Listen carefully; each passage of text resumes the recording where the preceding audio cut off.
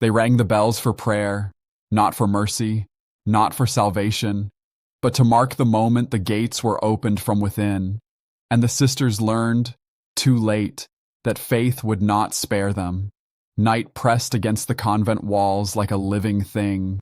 Stones soaked with centuries of silence, candles shivered in narrow corridors, each flame a trembling breath.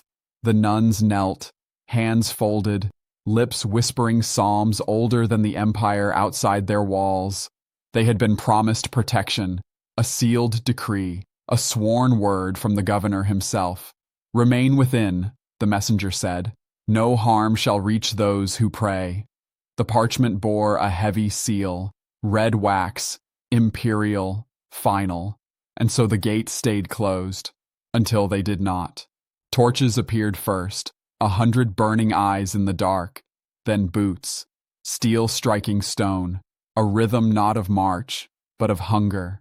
The abbess rose slowly, her spine straight despite the tremor in her hands. She ordered the bells rung, not to summon aid, but to gather the sisters together. Chains rattled below the hill, keys turned, the gate groaned like an animal being split open. The soldiers poured in, not with fury, with patience. The abbess stepped forward. She raised the decree, held it high. A torch was brought close. The wax seal melted, dripped, red upon stone. The paper burned in silence. The courtyard filled with smoke, not from battle, from cooking fires lit where flowers once grew. The sisters were herded like cattle, eyes lowered, rosaries torn from fingers, veils ripped away. Some cried out, others did not.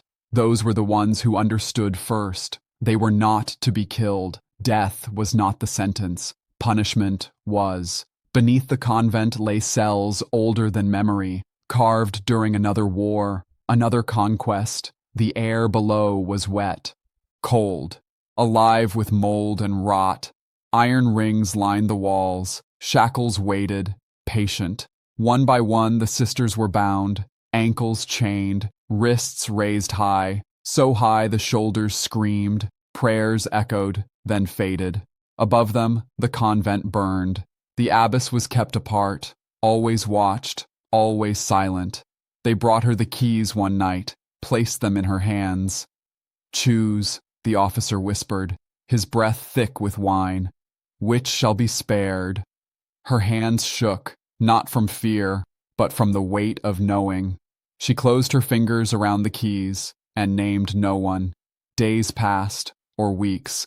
Time died in the dark. Water came rarely, food less so. Chains rubbed skin to bone. Some sisters sang, softly, until their voices broke. Others stared into nothing, already gone.